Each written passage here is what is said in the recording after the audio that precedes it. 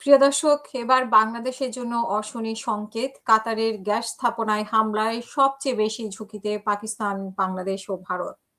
কাতারের রাস লাফান ইন্ডাস্ট্রি সিটিতে ইরানের ক্ষেপণাস্ত্র হামলায় ব্যাপক ক্ষয়ক্ষতি হওয়ায় পাকিস্তান, বাংলাদেশ ও ভারত বড় ধরনের বিদ্যুৎ সংকট ও শিল্প কারখানায় উৎপাদন ব্যাহত হওয়ার আশঙ্কা করছে।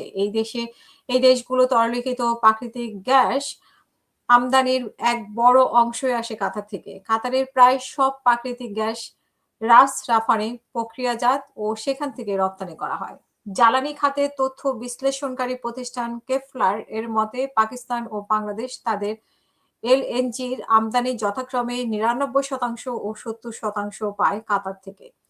অন্যদিকে বাজার গবেষণা প্রতিষ্ঠান এস&পি গ্লোবাল এর তথ্য অনুযায়ী ভারত তাদের এলএনজির চাহিদার ৪০%-রও বেশি কাতার থেকে সংগ্রহ করে। রাস লাফান স্থাপনার পরিচালক ও রাষ্ট্রায়ত্ত প্রতিষ্ঠান কাতারের এনার্জি চলতি মাসের শুরুর দিকে এলএনজি ও সংশ্লিষ্ট পণ্যের উৎপাদন স্থগিত করেছিল। তবে সাম্প্রতিক ক্ষেপণাস্ত্র হামলা ও ক্ষয়ক্ষতির কারণে স্বাভাবিক উৎপাদনে ফিরতে কোম্পানিটির অনেক বেশি সময় লেগে যেতে পারে, এমনটাই জানানো হয়েছে। অন্যদিকে কুয়েতের ২ তেল শোধনাগারে আগুন নেভাতে কাজ করছে ফায়ার সার্ভিস। কুয়েতের মিনা আল আহমাদি ও মিনা আব্দুল্লাহ এই দুই তেল শোধনাগারে একই সঙ্গে লাগা আগুন নিয়ন্ত্রণে লড়াই করছে ফায়ার সার্ভিসের ৬টি দল।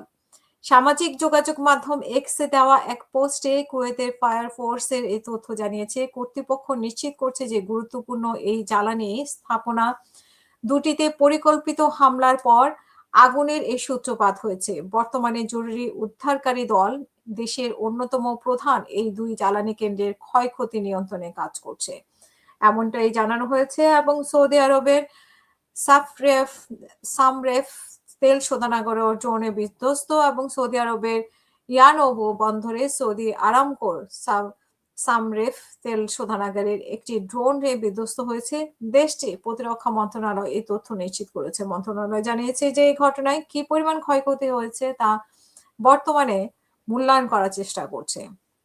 প্রিয় দর্শক, এই যুদ্ধ যে শুরু হয়েছে তাতে খুব একটা বেগ পেতে হচ্ছে সব দেশকেই। এটা থেকে রক্ষা পাচ্ছে না বাংলাদেশও, ভারতও এবং পাকিস্তান। তো ধীরে ধীরে আমরা ছড়িয়ে পড়ছি এর যে প্রভাব, প্রতিক্রিয়া কেউই এড়াতে পারছে না।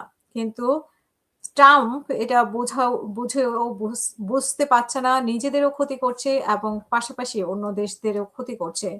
এবং এই ক্ষয়ক্ষতি কত বছর কত দেশকে টানতে হয় সেটাই এখন দেখার বিষয় এবং বিশ্লেষকরা আসলে সেটাই নির্ণয় করার চেষ্টা করছে। এদিকে যুক্তরাজ্য গ্যাসের দাম ১৪০% বেড়েছে। সো পুরো দেশকেই এটা নিয়ে ভুগতে হচ্ছে, পুরো বিশ্বকে ভুগতে হচ্ছে। শুধু যুক্তরাষ্ট্র দেশ একাই ভুগছে না, ইসরায়েল ভুগছে না, পুরো পৃথিবীকেই এটা নিয়ে গ্লানি টানতে হবে।